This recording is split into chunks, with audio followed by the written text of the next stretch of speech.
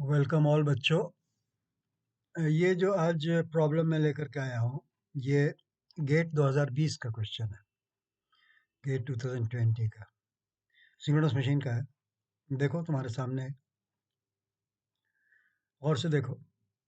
The figure below shows the per phase open circuit characteristics measured in volts and short circuit characteristics measured in amperes of a 14 kVA 400 volt 50 hertz 4 pole 3 phase delta connected alternator driven at 1500 rpm. The field current IF is measured in amperes. The field current IF is measured in amperes. Readings taken are marked as respective XY coordinates in the figure. X coordinate और Y coordinate के terms में है, मतलब जैसे मान लो कि ये है, तो फील्ड करंट 8 एम्पियर है और ओपन सर्किट वोल्टेज 400 वोल्ट है। यहाँ पर फील्ड करंट 2 एम्पियर है, ओपन सर्किट वोल्टेज 210 वोल्ट है। फील्ड करंट 1 एम्पियर है, ओपन सर्किट वोल्टेज 110 वोल्ट है। सबसे खूबी यह है कि फील्ड करंट 0 है और फिर भी 10 वोल्ट आ रहा है। इसका मतलब यह है कि रेजिडुअल फील्ड है। मैं इसके बारे में बात करूँगा बाद में, अभी अभी तुमको कंफ्यूज नहीं करूँगा।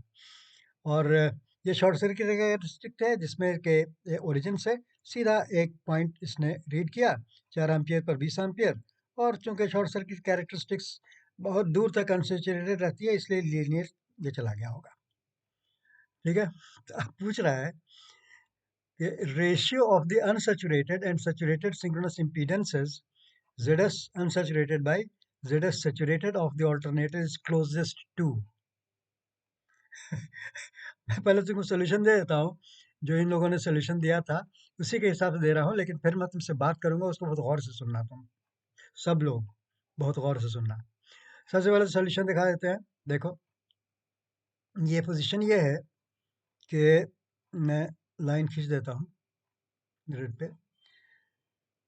अनसैचुरेटेड रीजन में मान लो कि तुमने 2 एम्पियर फील्ड करंट के अगेंस्ट लिया ओपन सर्किट वोल्टेज, ये पॉइंट, इस पॉइंट से स्ट्रेट ले लिया, ये ये वर्टिकल लाइन तुमने ले लिया। ये यहाँ पर फील्ड करंट तुम्हारा 2 एम्पियर है,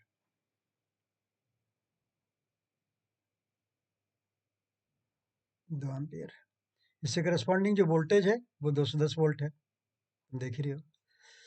तो VOC 210 हो गया। मैं साइड में लिख देता हूँ, रेडी से लिख देता हूँ। At IF is equal to 2 amperes.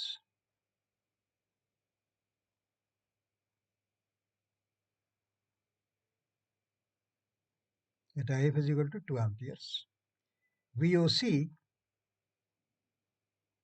is equal to 210 volts.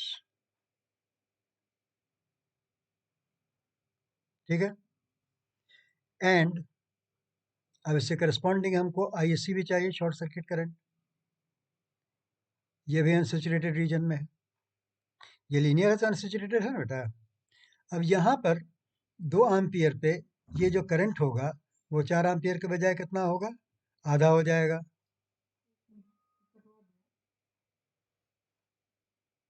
आधा हो जाएगा,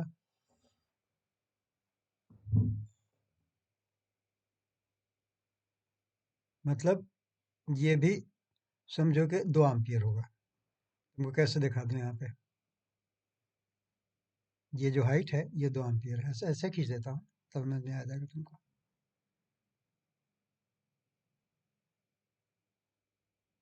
ये शॉर्ट सर्किट करंट में दिखा रहा हूँ, ये भी 2 एम्पियर है। क्लियर है बेटा? वो तो तुम कर ही लोगे।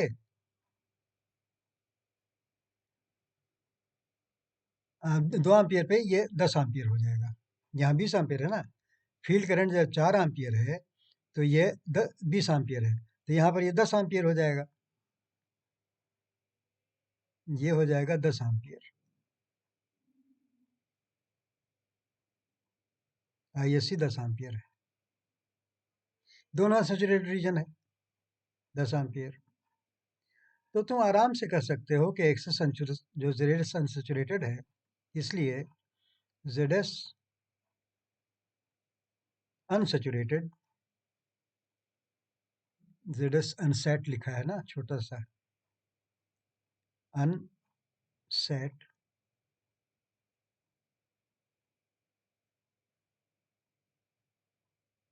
Is equal to VOC by ISC at IF is equal to 8 ampere. इसी पर हम रीडिंग ले रहे हैं। At IS is equal to 8 ampere.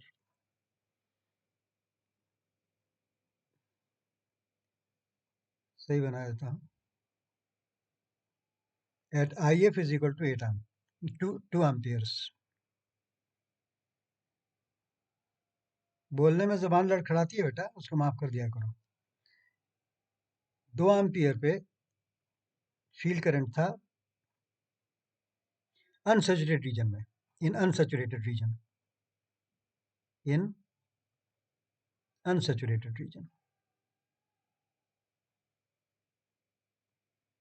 In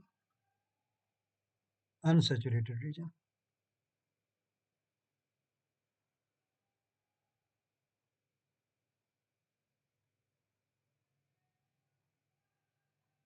in unsaturated reason.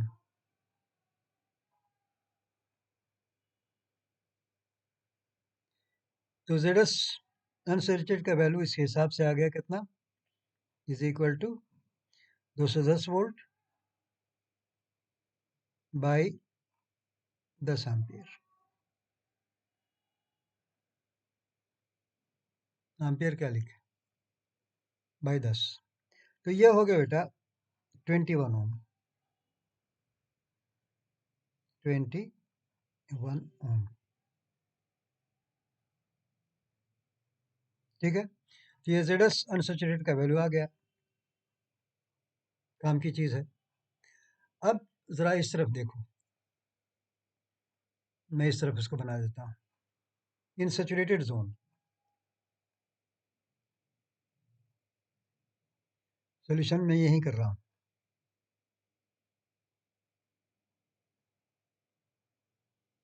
Solution यही कर रहा हूँ।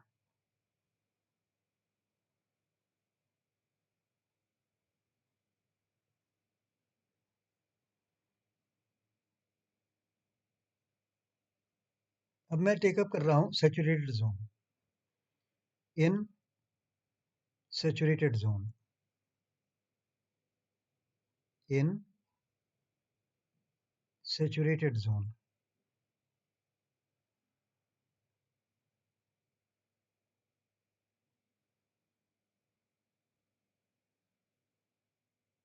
इन सैचुरेटेड जोन।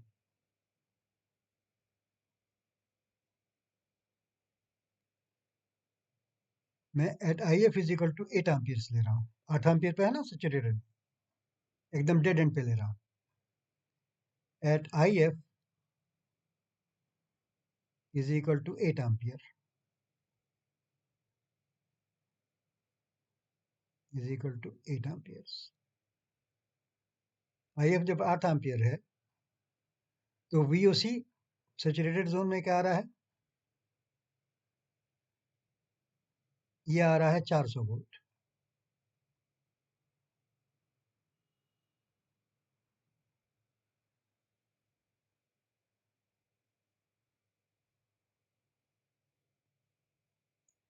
चार सौ वोल्ट। अच्छा, अगर कुछ स्टार स्टार दिए हुए हैं तो उसको देख लोगे, डेल्टा कनेक्टेड है ना। हाँ, डेल्टा कनेक्टेड तो फेज वोल्टेज और लाइन वोल्टेज सेम ही है, तो फेज वोल्टेज 400 हुआ, ठीक है। और ये जो करंट है, शॉर्ट सर्किट करंट जो ले रहा होगा वो बाहर ले रहा होगा, तो फेज करंट बाई रूट 3 हो जाएगा, तो इससे कोई फर्क नहीं पड़ता है रेशियो को। रेशियो को कोई फर्क नहीं पड़ता है बेटा, ये लाइन करंट अगर होगा तो 10/√3 कर देना, तो हर चीज़ बाई√3 हो जाती है, तो उससे रेशियो पे कोई फर्क नहीं पड़ता है। तो VOC is equal to 400 volt हो गया, और यहाँ पर ISC 8 पे ये जो आगे बढ़ कर के जाएगा, ये ISC का कितना पहुंच जाएगा? देखो ना, ये लीनियर चलेगा ना, तो यहाँ पर ये पहुंच करके कितना हो जाएगा? 8 ही एम्पियर पे। तुमको हम ड्रॉप करके दिखाते हैं, ब्लैक से दिखाते हैं, चेक करना है इसका। ये 8 एम्पियर फील्ड करंट के लिए हम खींच रहे हैं।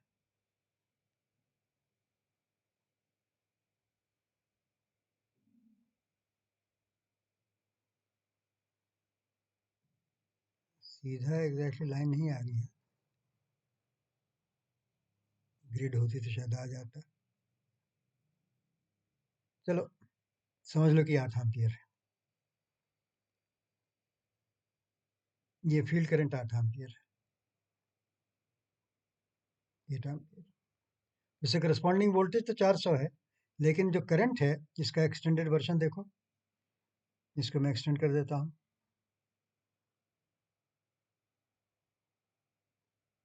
इसी लाइन को मैं एक्सटेंड कर देता हूँ।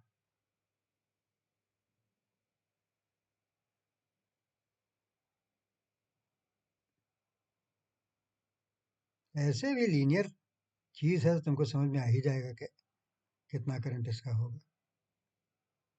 ये लीनियर जा रहा है, तो हॉरिजॉन्टली इसका इंटरसेप्ट लोगे यहाँ पर तो कितना आएगा? यह आ जाएगा 4 पे 20 है तो 8 पे 40 एम्पियर आ जाएगा, ये हो जाएगा 40 एम्पियर।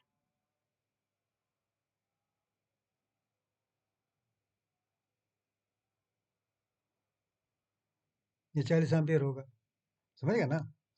तो VOC is equal to 400 volt हो गया और ISC is equal to 40 ampere हो गया। ISC is equal to 40 ampere हो गया।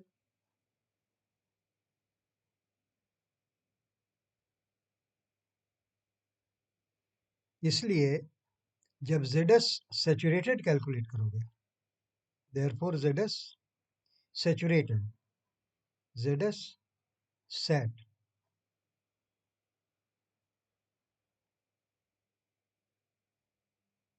सैचुरेटेड, ये हो जाएगा equal to VOC by ISC, VOC by ISC at IF is equal to 8 amperes, जो कि सैचुरेटेड जोन को रिप्रेजेंट करता है। At ISC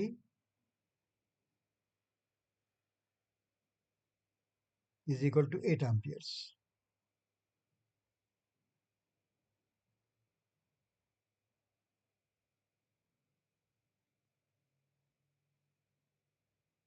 IF is equal to 8 ampere. मुंह से क्या क्या निकल जाता है बेटा, तुम लोग रोकते भी नहीं हो। At IF is equal to 8 ampere.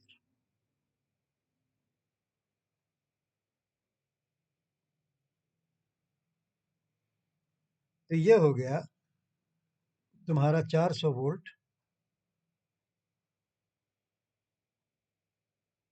Divided by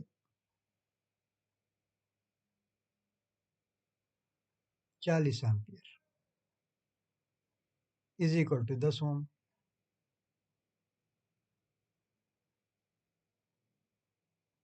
तो रेशियो क्या हो गया? 21/10, यही पूछ रहा था ना। देयरफॉर इसको मैं ग्रीन से कर देता हूँ।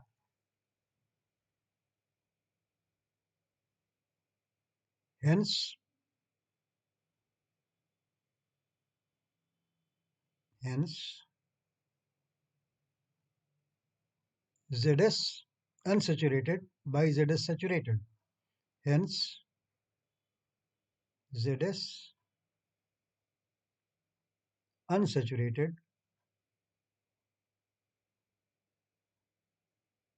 unsaturated by ZS saturated, ZS unsaturated by ZS saturated by Z is saturated.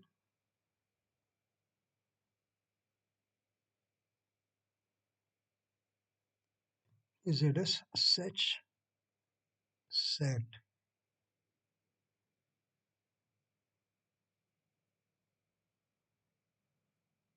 is equal to, आप अनसेचुरेटेड का लाए थे 21 ओम,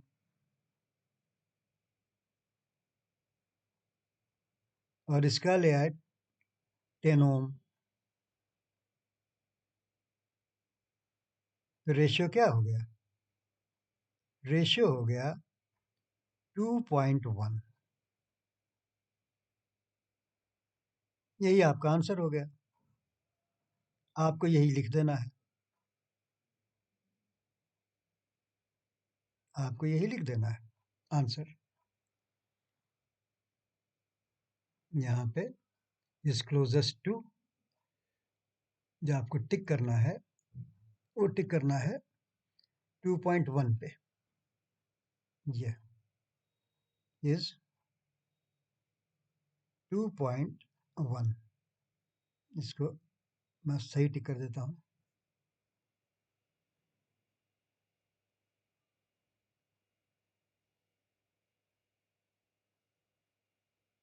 ये 2.1 सही आंसर है।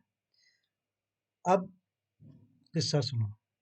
किस्सा सुनाने से पहले तुम लोगों को ये सब थोड़ा सा प्रोजेक्शन चूंकि हमने किया है, इसलिए इसका ज़रा ज़रा सा मिटा देता हूँ।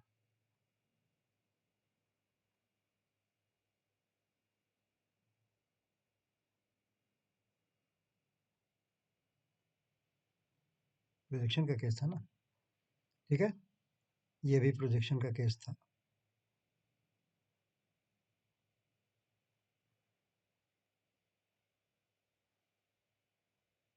यही प्रोजेक्शन का केस था। ये एक्सटेंशन का केस था, इसको हमने एक्सटेंड किया था, तो इसको भी ज़रा सा मिटा देता हूँ।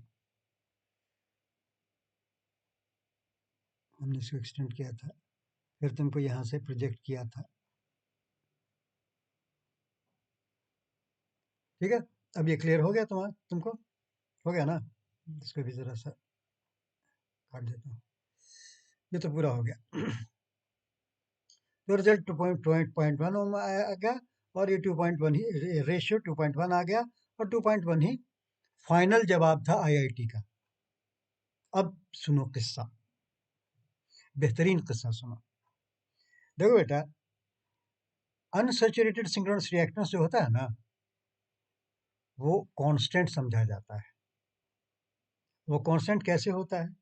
वो कांस्टेंट ऐसे होता है कि तुम्हारी जो ओसीसी होती है ना, वो तुम्हारी शुरू होती है ओरिजिन से, यहाँ से शुरू होती है, ओरिजिन से, ठीक है?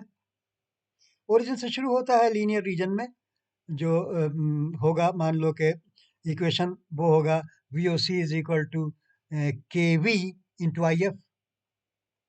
और शॉर्ट सर्किट कैरेक्टरिस्टिक तो जानती हो कि लीनियर ही होती है, तो वो होगी के आई इंटू आई एफ। समझ रहे हो ना?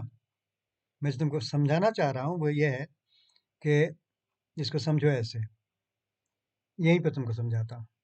जब मैं तुमसे बात करना चाह रहा हूँ, माई व्यू,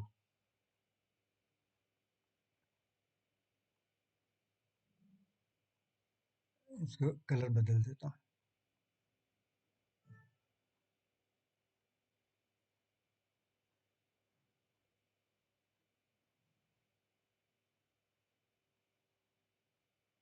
माई व्यू,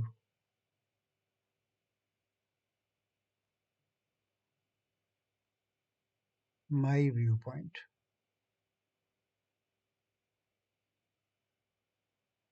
मैं तुम लोगों को सिर्फ ये बताना चाहता हूँ कि आईआईटी के लेवल पर भी लोग क्योंकि गहराई से स्टडी नहीं करते हैं ना, इसलिए सब गड़बड़ करते हैं।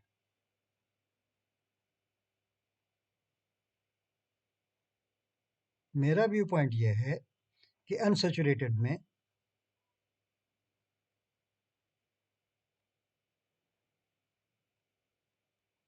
वीओसी होता है linear, is equal to K V into I F कर लो।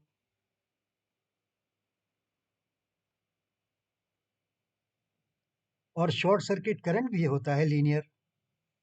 तो ISC is equal to KI into IF कर लो।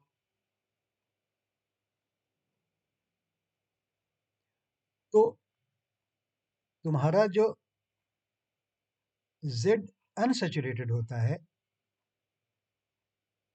ZS अनसेचुरेटेड, ZS लिखा है कि नहीं? ZS लिखा है ना? ZS अनसेचुरेटेड जो होता है वो हो जाता है KV by KI, VOC by ISC लिख देता हूँ मैं, VOC बाई ISC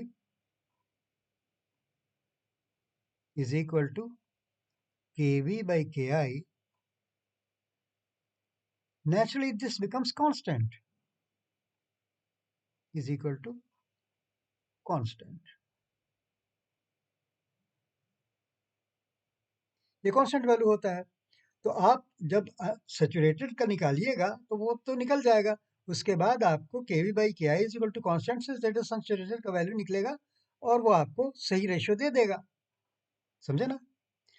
अब यहाँ इन्होंने क्या बेवकूफ़ी किया, इन्होंने बेवकूफ़ी ये किया कि रेजिडुअल फ्लक्स की वजह से जीरो फील्ड करंट पर भी वोल्टेज दिखा दिया। तो पहला सवाल, अगर रेजिडुअल फ्लक्स है और VOC 10 वोल्ट्स है तो शॉर्ट सर्किट करने पर क्या करंट जीरो होगा? ये बिल्कुल गलत है। फिर इसको भी शुरू होना चाहिए था ऊपर से। बात समझ रहे हो ना? मतलब ISC में जब तुम खींचते रेजिडुअल फ्लक्स के साथ, दिखाता हूं मैं तुमको।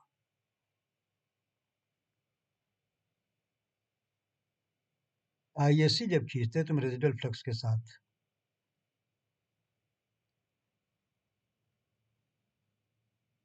ISC,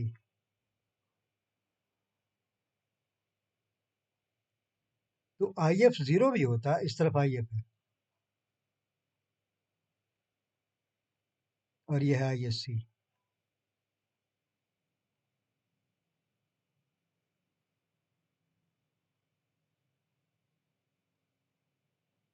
IF और ISC,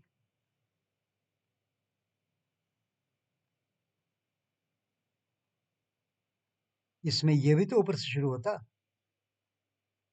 इस पर भी इंटरसेप्ट होता। ये हमेशा प्रॉब्लम होता है।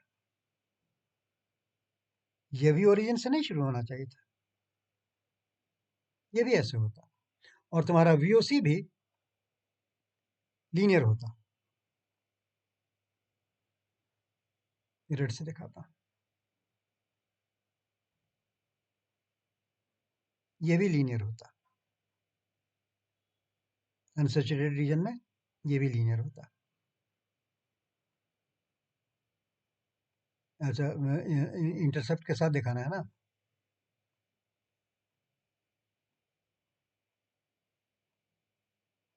ये भी इंटरसेप्ट के साथ लीनियर होता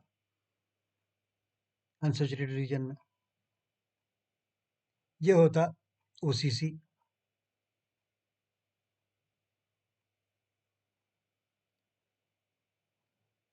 ये OCC होता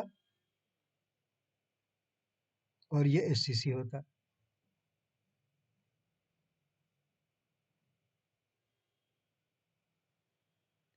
ठीक है ना? तो अब इसको जब तुम देखोगे तो ये लीनियर है इंटरसेप्ट के साथ और ये भी लीनियर इंटरसेप्ट के साथ। इसका मतलब है कि यहाँ जो VOC हो रहा है, VOC is equal to KV into IF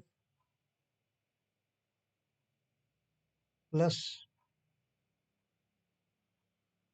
some constant C1 और ISC जो हो रहा है वो है KI into IF plus C2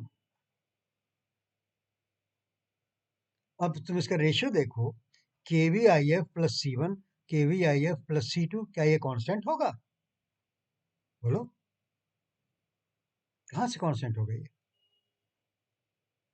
function बन जाएगा ना आई एफ का, तो ये कांस्टेंट तो होया नहीं, पहली गलती। तो डेटा ही की ये गलती है, इनको देना चाहिए था यहाँ से, ओरिजिन से।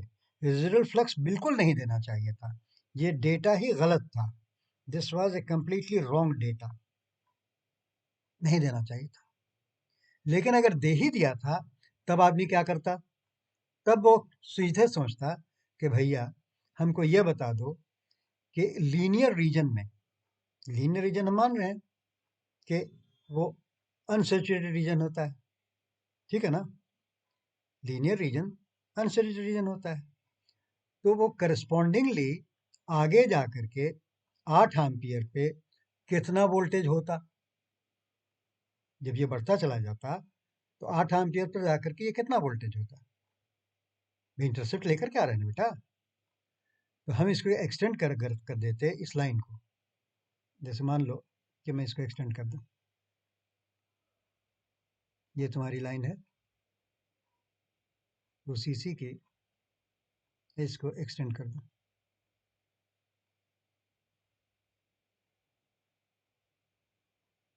8 एम्पियर पर जाते जाते जहाँ पर ये सैचुरेट हो रहा था, इसका अनसैचुरेटेड वैल्यू क्या होता? वो तुमको निकालना पड़ता है ना, वो तुमको निकालना पड़ता।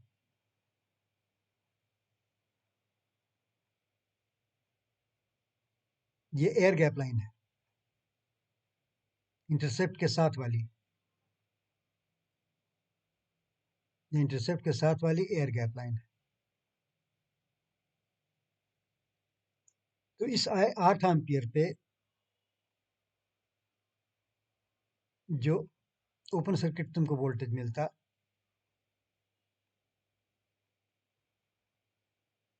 सीधा आना चाहिए, ये वोल्टेज, ये कितना होता? बोलो, ये होता 8 एम्पियर पे,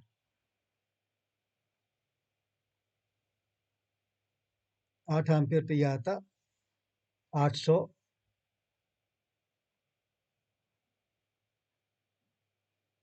400 है ना, तो लीनियर रीजन पे 210, तो ये हो जाता 810 वोल्ट।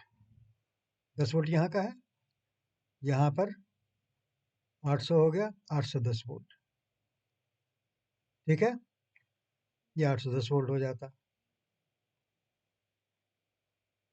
राइट, 810 वोल्ट होता।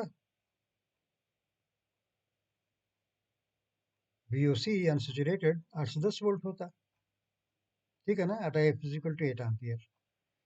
और सैचुरेटेड तो खैर 400 वोल्ट दिया हुआ है, तो उसमें तुम्हारा जो मिल जाता, वो आई एफ तो सेम था, तो रेशियो तुम्हारा आ जाता 2.025, 2.025 आ जाता यहाँ से अगर तुम लेते तो, ठीक है ना? तो यहाँ पर तुम्हारा 810 वोल्ट होता। गौर से देखो, यहाँ का जो कोऑर्डिनेट तुम लेते, इसका कोऑर्डिनेट मैं दिखा रहा हूँ तुमको,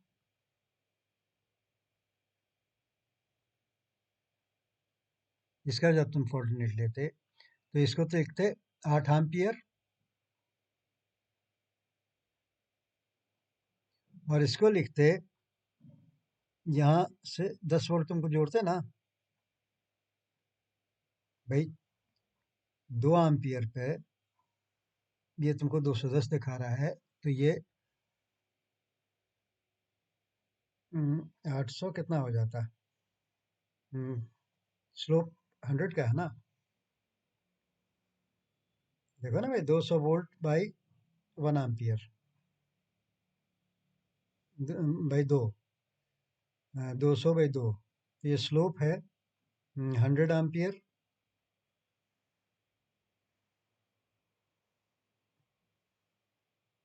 100 volts per ampere field current. Slope is equal to 100 ampere,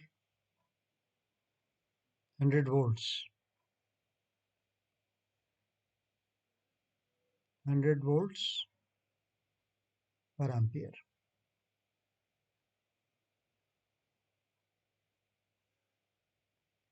तो 800 वोल्ट प्लस सी जो 10 वोल्ट था, तो ये हो गया 810 volt.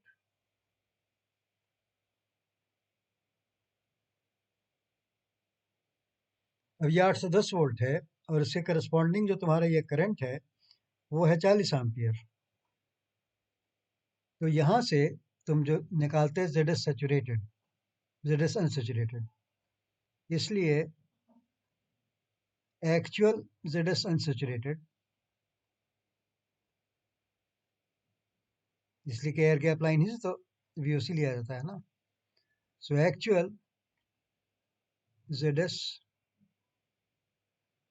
Unsaturated is equal to same field current पे 810 डिवाइडेड बाय 40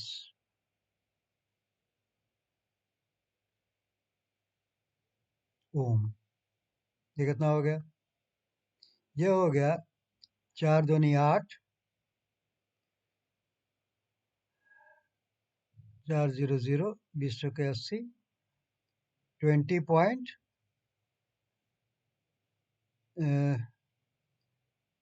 अच्छा हाँ 4 दूनी 8, 4 4 80, 7.0, 4 दूनी 8 और 2 10, 20.025 ओम।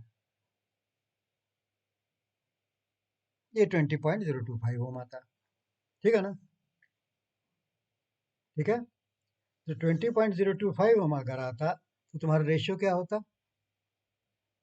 इसलिए ratio is 20.025 divided by Z S saturated, तो ठीक है, वो तो 10 ओम है, बाई 10, तो कितना हो गया? इज इक्वल टू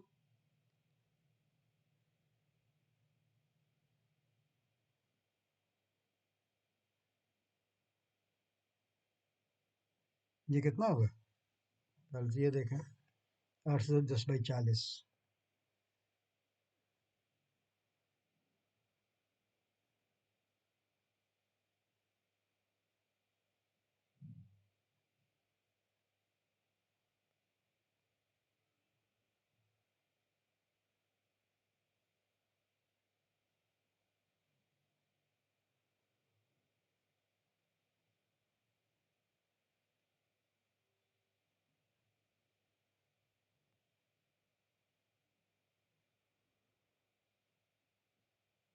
20.25 है, 20.025 नहीं है, 25, 20.25। हाँ 4 दूनी 8, जीरो का हाँ 4 दूनी 8 10 होता ना, 810 डिवाइडेड बाई 40, 20.25।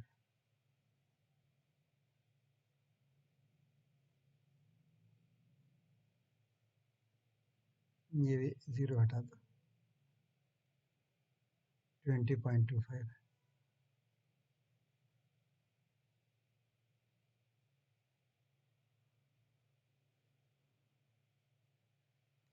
तो 20.25 डिवाइडेड बाई 10, ये आ जाता 2.025। Ratio is 2.025।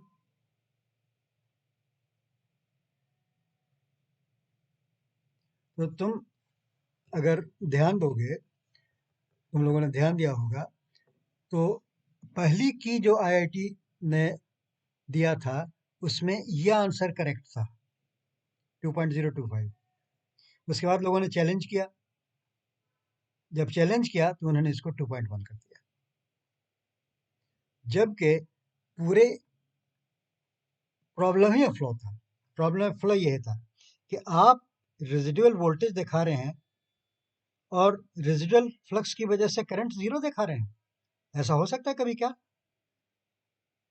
तो यही सब गड़बड़ी होती है बेटा, समझदारी की वजह से, इसलिए इस तरह में क्वेश्चंस कर दिए जाते हैं। अब तुम लोग बेचारे ये सब क्या समझ पाओगे? हमने इतना समझा दिया, इस पर गहराई से गौर करना, बेसिक डेफिनेशन देखना कि अनसैचुरेटेड सिंक्रोनस रिएक्टेंस का डेफिनेशन क्या है। उसकी जो एयर गैप लाइन शुरू होती है वो शुरू होती है ओरिजिन से, और शॉर्ट सर्किट कैरेक्टरिस्टिक भी ओरिजिन से शुरू होती है। तब वो चीज़ कांस्टेंट होती है, जैसे मैंने तुमको दिखाया, वीओसी बाय एससी दोनों लीनियर रीजन का होता है। कहीं पर तुम लोगों को समझाया था ना कि केवी केवी इंटू आई एफ। हाँ, हाँ, यहाँ तो दिखाया था कि केवी इंटू आई एफ, के आई इंटू आई एफ, के वी आई बाई कॉन्स्टेंट होता है, इसी को लिया जाता है। आप रेजिडुअल वोल्टेज दिखा करके कैलकुलेशन गलत करते हैं। बहरहाल आईआईटी ने जो जवाब दिया था वो मैंने तुमको ला दिया है कि वो 2.1 कैसे लाए थे। उसने आंख बंद कर लिया रेजिडुअल वोल्टेज के बारे में। उसने सिर्फ देख लिया कि ये 2 एम्पियर पे इसका वोल्टेज था 210, और 2 एम्पियर पे इसका करंट था 10 एम्पियर, तो ये हो गया 21 ओम। उसने 21 ओम कैलकुलेट कर लिया। ठीक है। सैचुरेटेड में तो कोई प्रॉब्लम ही नहीं था, सैचुरेटेड तो 8 एम्पियर पर को निकालना था कि 8 एम्पियर पे क्या हो रहा है। तो 400 वोल्ट 8 एम्पियर पे दिया हुआ था, और करंट था 40 एम्पियर 10 ओम। तो 10 ओम का जो रेशियो था वो 2.1 दे गया। समझ गया ना? लेकिन एक्चुअल जो कंडीशन थी ये थी। मैंने जब इसका सवाल सॉल्व किया था तो गड़बड़ तो थी, लेकिन फिर भी मैंने इस फिलॉसफी को फॉलो किया कि भाई लीनियर रीजन में आप ऐसे बढ़ रहे हैं ना, तो ऐसे बढ़ते बढ़ते बढ़ते बढ़ते आप चले जाते बिल्कुल ऊपर तक, बिल्कुल ऊपर तक चले जाते तो आपको 810 वोल्ट मिलता लीनियर रीजन में। बेटा, ठीक है। और उस वक्त उस करंट पे यहाँ आपका शॉर्ट सर्किट करंट होता 40 एम्पियर। तो अनसैचुरेटेड का वैल्यू होता 20, कितना निकाला था मैं, 21 ओम निकाला था ना, 20.25 ओम, 810/40, 20.225 ओम। उसने निकाल दिया तो 20 ओम सीधा। ठीक है ना? इसने सीधा इसका वीओसी का 400 इसको बढ़ा करके 400 पे इसको रोक दिया था, इस रीजन में रोक दिया था।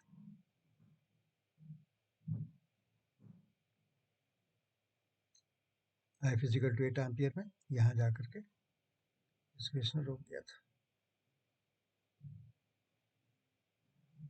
जिसने 8 एम्पियर पे देखा कि 400 वोल्ट आया, और 8 एम्पियर पे जो फील्ड करंट था वो 40 एम्पियर था। तो सीधे 400/40 करके इसने सैचुरेटेड का 10 ओम लिख दिया और अनसैचुरेटेड को अपने हिसाब से लिख दिया। 210/10 21 ओम कर दिया। इसको 210/2 ओम कर दिया। इस चीज़ को भूल गया, इसको भूल गया कि ये चीज़ लीनियर नहीं है। ठीक है। तो ये सब प्रॉब्लम होता है बेटा, क्या किया जाए। तो ठीक है, अब इस वीडियो को ख़त्म कर देता हूँ, ग्रिड वगैरह को साफ कर देता हूँ, एक्सप्लेनेशन तुमको रहने देता हूँ। एक्सप्लेनेशन अब क्या रहने देता है, सबको मिटा देता हूँ। अब तुम्हारा सिर्फ जो जवाब है वो तुमको रहने देता हूँ। इस वीडियो को देखोगे, लेकिन अब बाकी चीज़ों को मैं मिटा देता हूँ। जितनी फाजिल चीज़ थी मिटा देता हूँ। ये सब जो मैंने एक्सप्लेन किया इसको अब मैं ख़त्म कर रहा हूँ।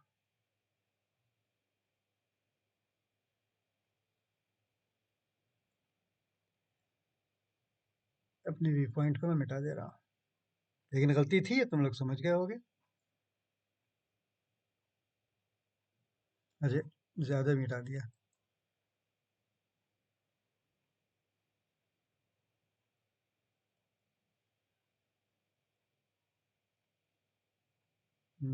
माई व्यू पॉइंट ही मिटाना था सर।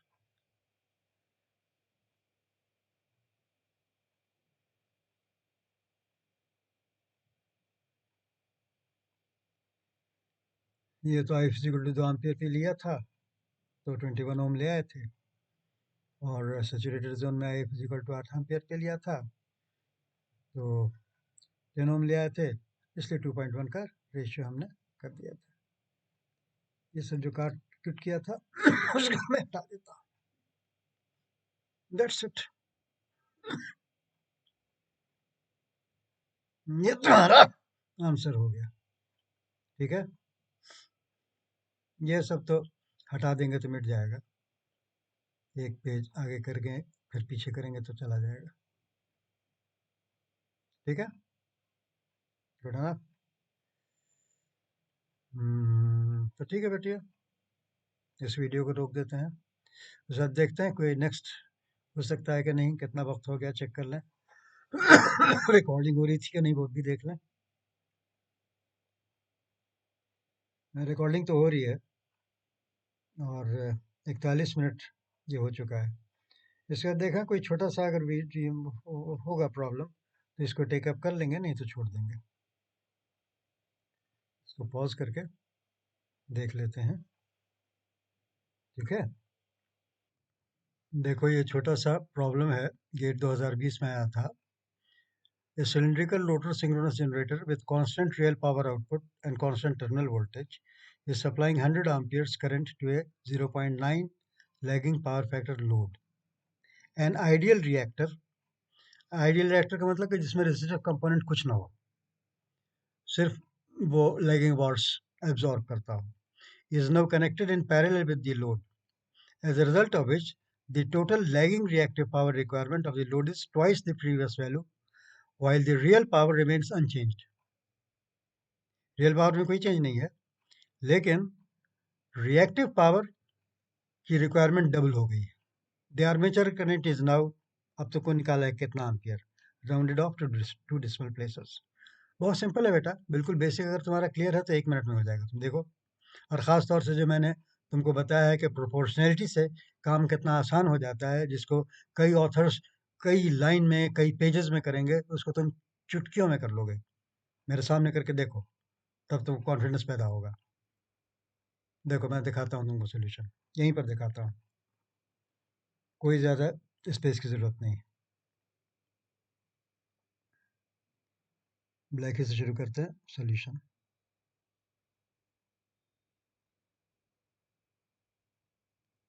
बिल्कुल बेसिक फार्मूले।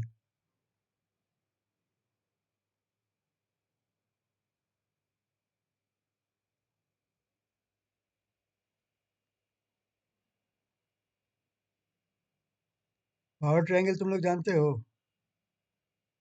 ये भूल गए हो? ये जानते हो जो मैं लिख रहा हूँ? सिंस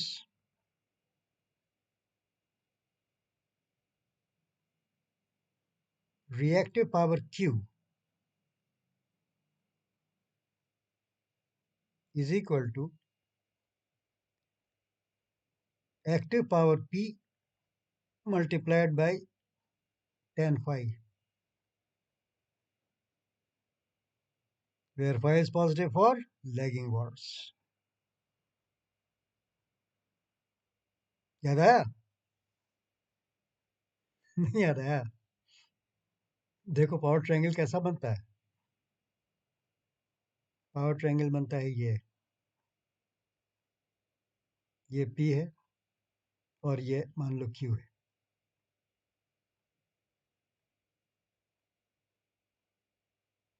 ये P है, ये Q है। तो जो केवीए होता है एस, वो होता है ये पावर ट्रायंगल है।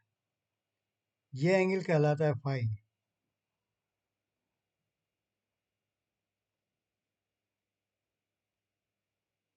ये है फाई, परफेक्ट ट्रायंगल। ये है पी और ये है क्यू और ये है इसका केवीए। इसीलिए तुमको याद होगा कि मैं कहता था कि एज कॉम्प्लेक्स नंबर तुम इसको अगर लिखते हो तो S is equal to P plus J Q is equal to Vi conjugate, where Q is positive for lagging words, Y is positive for lagging words. याद आ गया? तो यहाँ से सिर्फ मैग्नीट्यूड लोगे तो Q P tan phi हुआ ना? अरे भाई, tan phi is equal to Q by P हुआ ना? तो Q is equal to P tan phi हुआ ना? अब यहाँ पर ये कहता है कि P कांस्टेंट रह रहा है, तो हम अपने औकात पे आ गए। It is directly proportional to tan phi।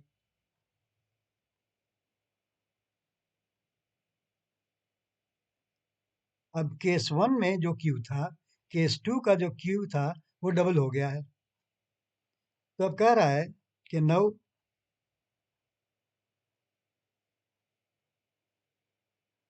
therefore Q2 by Q1, Q2 by Q1 is equal to tan phi 2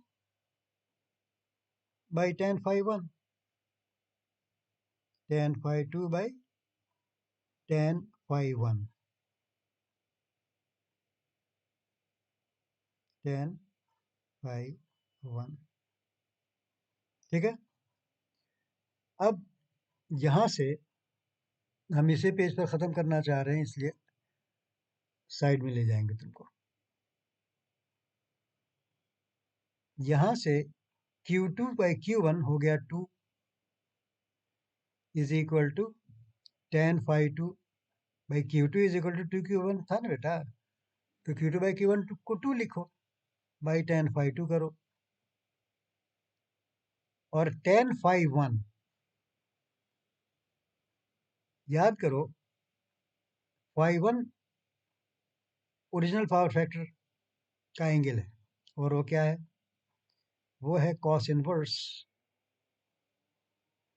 0.9, cos inverse 0.9। इसको सॉल्व करके देखो phi 2 के लिए, करके दिखाऊं तुमको? phi 2 यहाँ से तुमको डायरेक्ट मिल जाएगा। कितना मिलेगा मैं दिखाता हूँ। देखो तुम करो क्या, आंसर टू आंसर तुम जानते हो ना कैसे किया जाता है। तुम करो 2 times ten,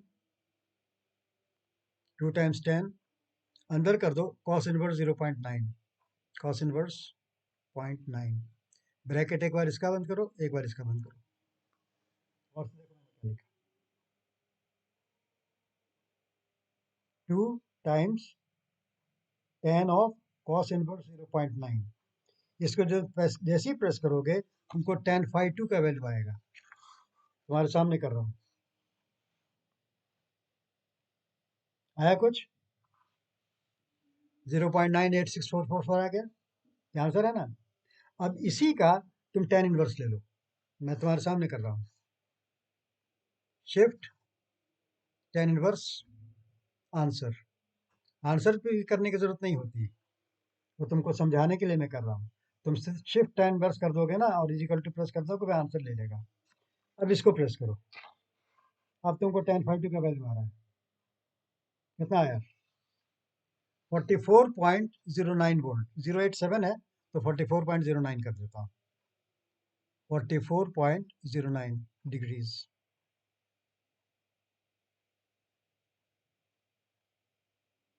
44.09 degrees.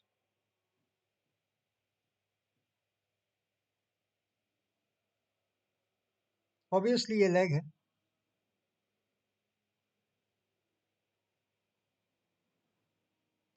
Lagging power factor पे काम कर रहा था तुमने और प्योर रिएक्टिव लोड लगा दिया तो लैग ही रहेगा ना।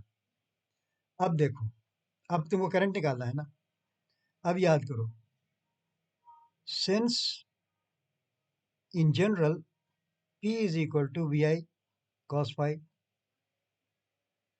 since P is equal to VI cos phi,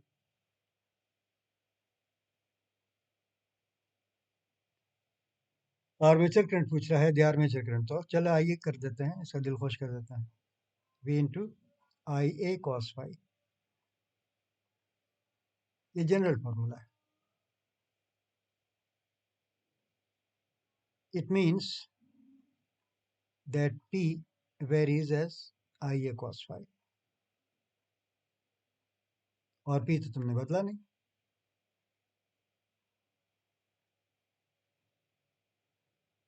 I A cos phi, और ये है constant. So I A cos phi is equal to constant,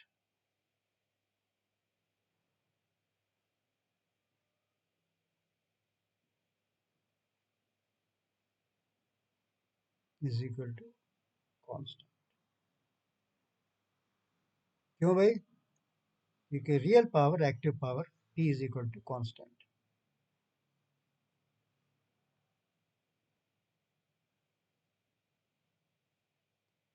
इसलिए अब तुमको IA मिलने वाला है। इसलिए सेकंड केस में जब तुमने रिएक्टिव लोड बढ़ा दिया था, तो IA2 इंटू कॉस फाई 2 को बराबर होना चाहिए पहले केस के IA और कॉस फाई के प्रोडक्ट के। तो वो है IA1 cos phi 1, cos phi 1 value put कर दो, रिजल्ट आ जाएगा। सो IA2 इंटू कॉस फाई 2, अभी तुमने ताज़ा ताज़ा क्या निकाला है? ताज़ा ताज़ा निकाला है 44.09 degrees, 44.09 degrees is equal to IA1 जो तुम्हारा था ओरिजिनल। IA1 कितना था? IA1 था 100 एम्पियर था ना, कितना था? 100 ही था, 100 एम्पियर, और पावर फैक्टर उस वक्त चल रहा था 0.9, 0.9। इसी से तुमको IA2 का वैल्यू मिल जाएगा। कैलकुलेट करो मेरे साथ IA2 का मैग्नीट्यूड, जो कि तुम्हारा आंसर होने वाला है। IA2 इज इक्वल टू, ध्यान से देखो, सीधा 90 डिवाइड बाई cos 44.09 करना है तुमको बस। भाई 100 इंटू 0.9, 90 तो कर सकते हो ना। 90 डिवाइडेड बाई cos 44.09, cos 44.09, देख लो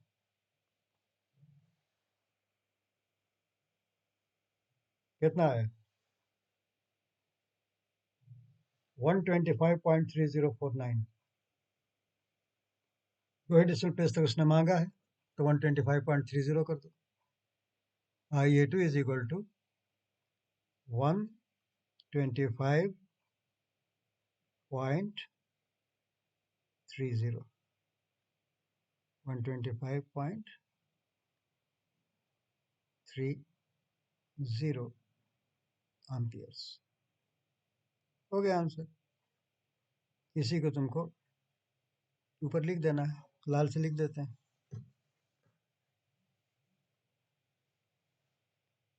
इज नाउ कैलकुलेशन हो गया मेरा, 125.30 एम्पियर्स, 125